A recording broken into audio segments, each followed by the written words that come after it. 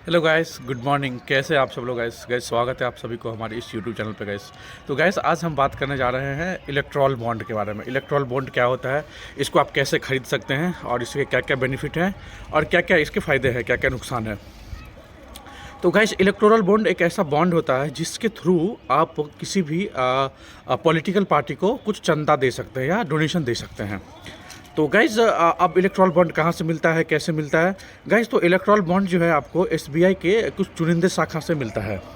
तो और इसका जो डेट होता है गाइस वो लाइक कुछ मंथ ही होते हैं साल में। हम हमेशा हम नहीं खरीद सकते। आप जनवरी में खरीद सकते हैं, अप्रैल में खरीद सकते हैं, जुलाई में खरीद सकते हैं और अक्टूबर में खरीद सकते हैं। और ये जो खरीदने की टाइम होती है गाइस वो 1 तारीख से लेकर 10 तारीख के बीच में होती है। उसके बाद आप नहीं खरीद सकते। बस ये 4 महीने खरीद सकते हैं और 1 से 10 तारीख के बीच में खरीद सकते हैं। और इस बॉन्ड पे आप जिस भी पॉलिटिकल पार्टी को देना होते, अगर मत देना है आपको, एक बार आप बॉन्ड इशू करा लिए आप एसबीआई की किसी भी शाखा से, तो आप किसी भी पॉलिटिकल पार्टी को जाके वो बॉन्ड दे सकते हैं। और पॉलिटिकल पार्टी क्या करेंगे, उस 15 दिन के जिस दिन से बॉन्ड इशू हुआ है, इशू डेट से नेक्स्ट 15 दिन तक ही वो अपने अकाउंट में जमा करवा सकते हैं, अपने पार्टी के अकाउंट में जमा करवा सकते हैं या कैश विड्रॉ कर सकते हैं किसी भी एसबीआई में जाके उस बॉन्ड के थ्रू। ये bond kind of A demand draft होता है गाइस। डिमांड ड्राफ्ट आप लोग फैमिलियर होंगे, डिमांड ड्राफ्ट कैसे काम करता है, तो कुछ उसी तरह का ये बॉन्ड होता है गाइस। तो अब इसके क्या फ़ायदे हैं? फ़ायदे ये हैं कि गाइस जैसे पहले बॉन्ड से, और ये बॉन्ड जो है 2018 में लागू हुआ है। ये 2018 से पहले ये बॉन्ड का सिस्टम नहीं था। तो गाइज इस बॉन्ड के फ़ायदे बताता हूँ आपको मैं। पहले पहले क्या होता, बॉन्ड से पहले क्या होता था कि जब 2018 में बॉन्ड 2018 से पहले बेसिकली, तो उसमें क्या होता था, कोई भी पॉलिटिकल को अगर आप कोई भी चंदा देना चाहते हैं या डोनेशन देना चाहते हैं तो in the form of cash दे देते लोग कैश एक बोरा या झोरा में भर के जाते थे और कैश किसी पॉलिटिकल पार्टी को दे देते थे, जिससे काला बाजारी और काला धंधा का ज़्यादा प्रकोप हुआ था। बट अब क्या हुआ कि अभी जब से ये 2018 के बाद जो है इलेक्ट्रॉल बॉन्ड आया, इसमें क्या होता है कि जब आप एसबीआई से इलेक्ट्रॉल बॉन्ड की इलेक्ट्रॉल बॉन्ड इशू कराते हैं तो उसमें आपको केवाईसी कराना पड़ता है। आपको पूरा आधार कार्ड, पैन कार्ड और सारा डेटा आपको देना पड़ता है, तब जाके आपका केवाईसी होता है और केवाईसी होने के बाद आपका बॉन्ड इशू होता है। तो ये डेटा सिर्फ और सिर्फ एसबीआई के पास रहती है। स्टेट बैंक ऑफ इंडिया जो है, जो इलेक्ट्रॉल बॉन्ड इशू करती है, उसके पास ही डेटा ये रहती है। किसी भी पॉलिटिकल पार्टी को ये डेटा नहीं जाता है। ऐसा एक ट्रांसपेरेंसी है। ठीक है गाइस। तो आप सिर्फ आप इलेक्ट्रॉल जो पॉलिटिकल पार्टी होता है उनको सिर्फ चंदा से मतलब होता है, और जो अपना एसबीआई है, एसबीआई को अपना केवाईसी सारा डेटा मेंटेन करती है गाइस। तो ऐसा चल रहा है। बट इसका इलेक्ट्रल बॉन्ड का जो निगेटिव पहलू है गाइज, वो मैं आपको बताता हूँ। निगेटिव पहलू ये है कि गाइज अगर इसमें क्या है कि अगर आपको किसी दूसरे देश से भी आपको फंड आ सकते हैं, और उसके बदले क्या करेंगे, कोई दूसरा देश जो होगा वो देश क्या करेगा, अपना फंड भेजेगा और फंड भेज के किसी अपने पॉलिटिकल पार्टी को देगा और अपने चुनिंदे पॉलिटिकल पार्टी को देके अपना सरकार बनवा के और अपना फिर बाद में फ़ायदा ले सकता है। ऐसा काम हो सकता है। वो काम कैसे होगा मैं बताता हूँ। वो कैसे होता है मैं बताता हूँ।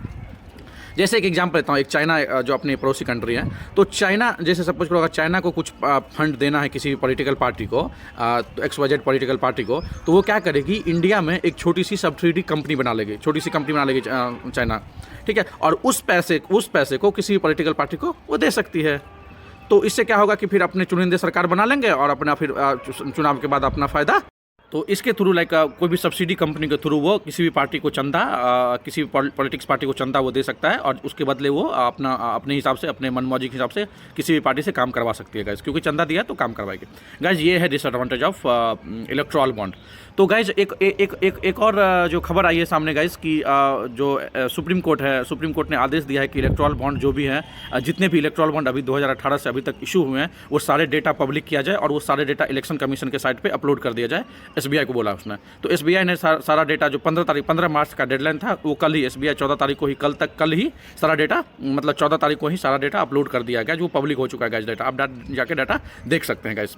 तो अब आगे इलेक्ट्रॉल बॉन्ड इशू होगी कि ये इशू नहीं होगी, ये गाइज अभी सस्पेंस है, और ये आई डोंट नो लाइक क्या हो सकता है, अभी आगे इशू होगा कि नहीं होगा। मुझे तो ठीक लग रहा था इलेक्ट्रॉल बॉन्ड, हाँ, लेकिन एक डिसएडवांटेज और भी लगता है, जैसे कि कोई भी कंपनी है, ठीक है, वो कंपनी अपनी पॉलिटिकल पार्टी को पैसे कुछ चंदा के रूप में दे दिया, ठीक है, और चंदा के रूप में अगर दे दिया अब उसके बदले तो उसके बदले वो सरकार उसके लिए कुछ करेगी, कुछ ना कुछ उसको कॉन्ट्रैक्ट देगी या कुछ करेगी जो अपना फ़ायदा ले सकती है। ऐसा एक डिस्क्लेमर मैं बता रहा हूँ, ऐसा हो सकता है। अब क्या हुआ उसकी मैं पुष्टि नहीं करता हूँ यहाँ पे, बट ऐसा हो सकता है कि अगर डोनेशन दिया तो अपना काम करवा सकती है कंपनी। इसीलिए जो है ना KYC डेटा SBI रखता था, और SBI सरकार को ना दे तो ज़्यादा अच्छा हुआ, मतलब ज़्यादा अच्छा होता। बट आई डोंट नो अब SBI ने क्या किया, अगर SBI पॉलिटिकल पार्टी को डेटा KYC डेटा देते हैं कि नहीं देते हैं, डोंट नो। इसीलिए अभी इलेक्शन कमीशन के साइट पे सारा डेटा अपलोड हो चुका है। अब गाइज आगे देखते हैं आगे क्या क्लैरिटी आती है, we don't know.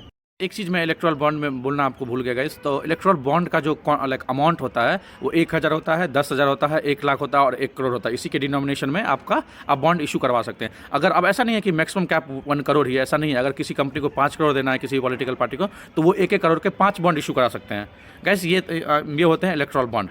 And guys एक और चीज़ आपको मैं ऐड करना चाहता हूँ यहाँ पे कि अगर 15 दिन के अंदर अगर इलेक्ट्रॉन बॉन्ड से पैसे नहीं निकाले गए, या फिर उसके वो किसी पार्टी पॉलिटिक्स में या फंड में जमा नहीं किए गए, तो गैस वो 15 दिन के बाद वो सारे फंड PM केयर फंड में चला जाएगा। ये एक प्रावधान है। और PM केयर का हिसाब बारी तो आपको किसी को पता नहीं होता है क्या हो रहा है, क्या उस पर RTI भी आप नहीं कर सकते हैं गैस। ये है आज का सच्चाई और आज का लाइक पूरा information about.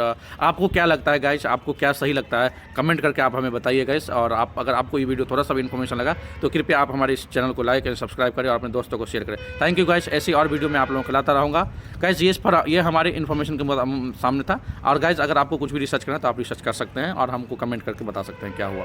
Thank you guys, thank you so much for watching.